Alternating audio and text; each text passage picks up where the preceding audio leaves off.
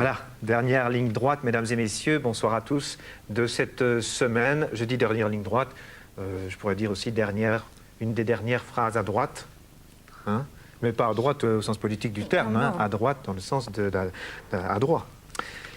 Nous allons donc voir les points. Tout le monde se demande ce que je viens de raconter, moi aussi d'ailleurs, mais enfin, Claire, 150 points, Jean, 100 points. Attention, l'épreuve de français.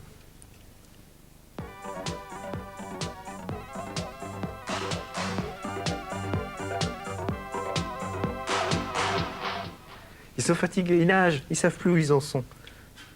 Alors, c'est un spectacle de marionnettes où résonne dans le tintamarre des fifres et des tambours les cris du condamné envoyé à l'échafaud.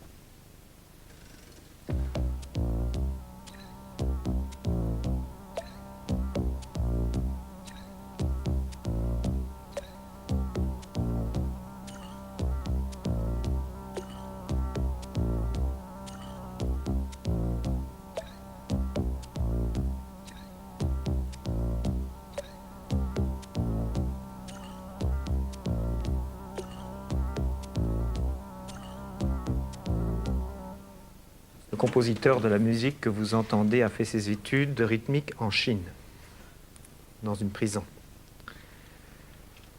Alors, nous allons voir s'il reste des fautes. Je suis très pessimiste, là. Nous allons constater ensemble qu'il ne reste aucune faute. Non, c'est pas ça. Il reste 3 fautes, et 3 fautes, ça fait un ex-aequo. On leur donne 10 points à chacun, oui. Oui, pour la gloire, ça fait 110 points. Et 160 pour Claire, 110 points pour Jean, 160 pour Claire. Nous allons voir la phrase corrigée, avec beaucoup de sérieux d'ailleurs et d'application, par Violaine, comme chaque jour. Nous écoutons notre professeur de français. C'est un spectacle de marionnettes, marionnettes avec 2 N, où résonne, là je vois une faute sur le « ou », il manque un accent. C'est mes yeux. Il n'y a pas d'accent et pas de ponctuation sur notre ordinateur. J'avais pas compris. Qui est un alphabet. Alors, où résonne dans le tintamarre des fifres, fifre avec un seul F, tintamarre par contre avec 2 R et des tambours, les cris du condamné envoyé à l'échafaud qui a donné, bien sûr, échafaudage, oui, donc avec un D. Voilà. C'est très bien tout cela. Vous êtes satisfait de vous? Oui. Oui, très bien. Ils sont même contents d'eux. Il faut le faire. Épreuve suivante, les analogies.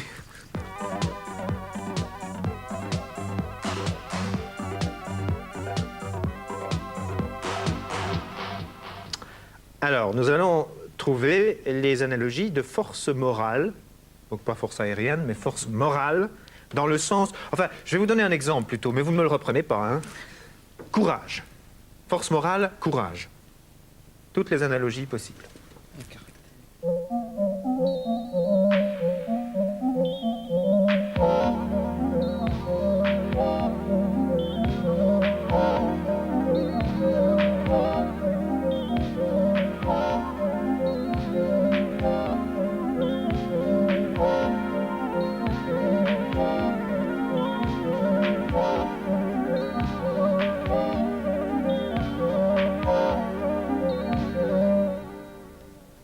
Bon, vous avez l'air complètement épuisé, pas Céline?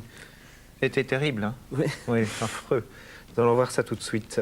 Vos résultats, Jean. Alors, caractère, osé et sûr.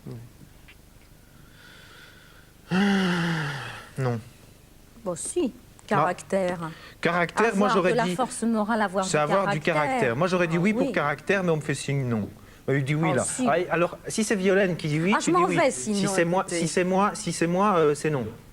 Et Violaine dit oui, donc c'est oui. Bon, ça vous fait quand même un bon point. Oh, mais j'étais d'accord avec vous. Vous savez, même seulement moi je ramasse des coups après, que je voulais. Claire, vous n'avez rien. Et ce n'est pas accepté non plus par la production. Hein, que je vous dis. Ça vous vaut 10 points, Jean. Bah, ça fait du bien hein, par les temps qui courent. Hein. C'est toujours bon à prendre, même sans TVA. Hein. Alors, voilà. 120 à 160. Il y avait héroïsme, énergie, hardiesse, fougue, fermeté, ténacité, trempe, ressort, vertu. Puis j'arrête parce qu'après, généralement, ça devient grossier. Voilà. L'épreuve suivante, le tout savoir.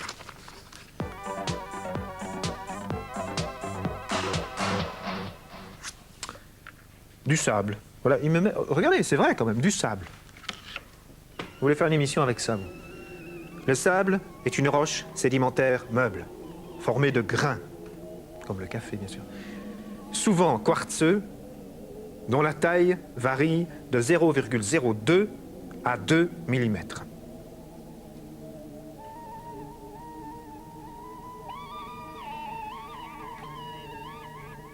Musique de Pink Floyd.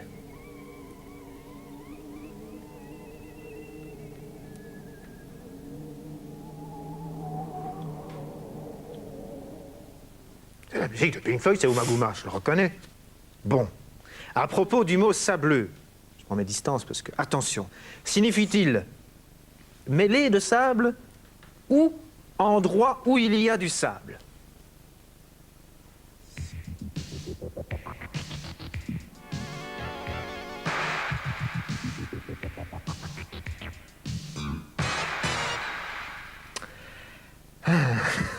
Jean, vous répondez A, mêlé de sable. Claire, vous répondez B, où il y a du sable, où il y a beaucoup de sable. C'est Jean qui a raison. Un endroit où il y a beaucoup de sable, c'est une plage. Oui. Vous avez demandé. Non, c'est pas ça du tout. C'est sablonneux, là où il y a beaucoup de sable. Oui, c'est vrai. Quand on va en vacances, on dit on va à un endroit sableux. Bon, allez, 10 points pour vous. Vous savez que vous remontez là, hein, sérieusement. Hein. C'est bien. On ne sait jamais. Hein. Ah, oui. Là, tout est possible. Hein. Les affirmations.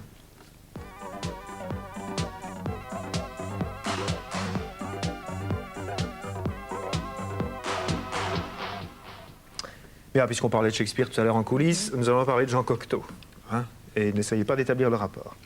Jean, écrivain français qui ne cessa, suivant le conseil qui lui avait été donné, que lui avait donné Baguiliev, pardon, en 1913, de vouloir étonner son temps, nous affirmons que Jean Cocteau disait de lui-même « Je suis la vérité qui dit toujours un mensonge ».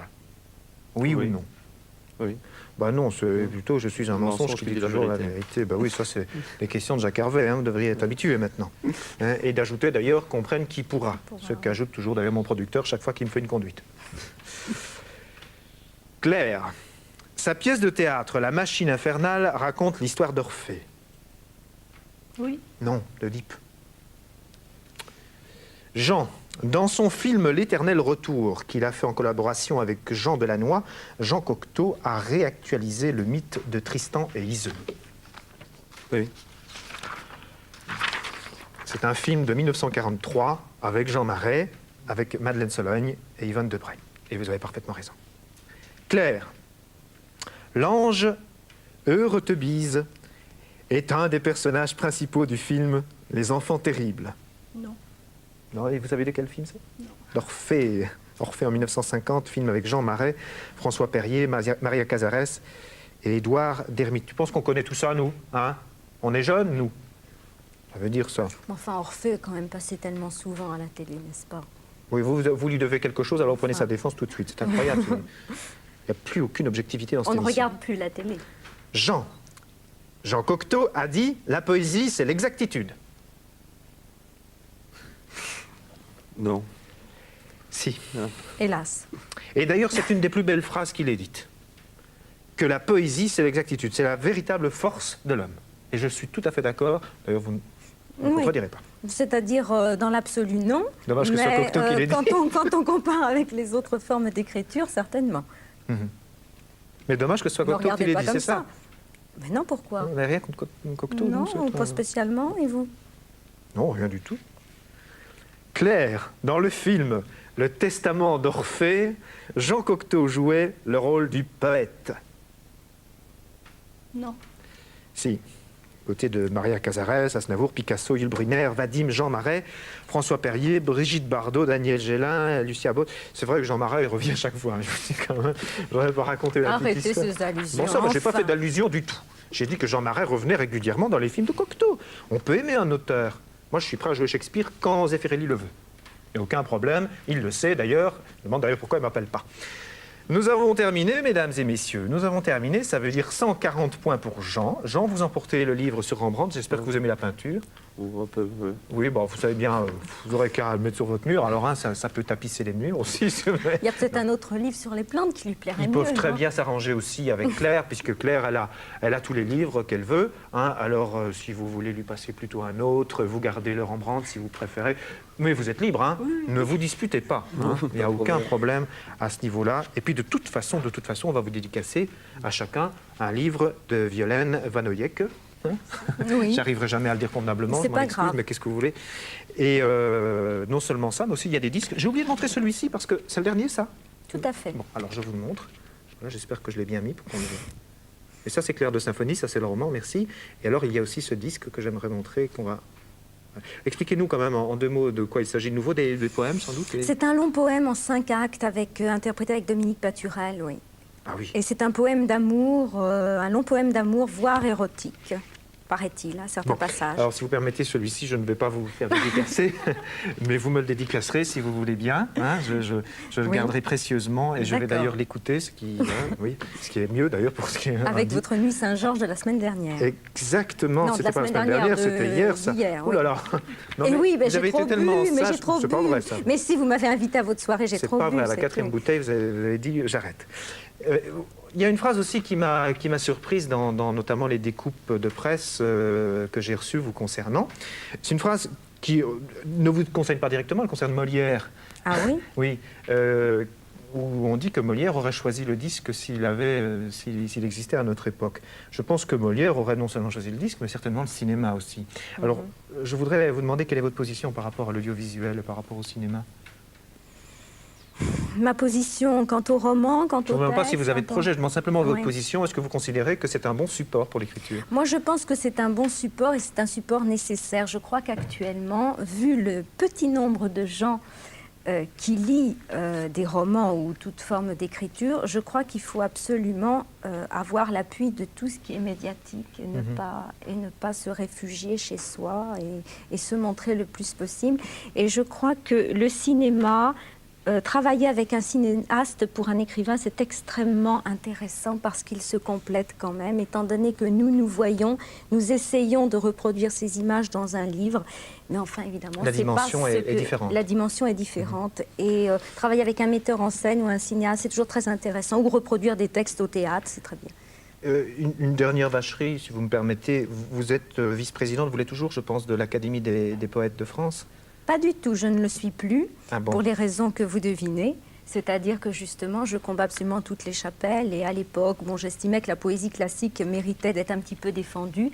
Donc j'ai accepté ce poste, mais je suis partie au bout de 6 mois parce qu'on y refusait de très bons poètes qui n'écrivaient pas en vers classique.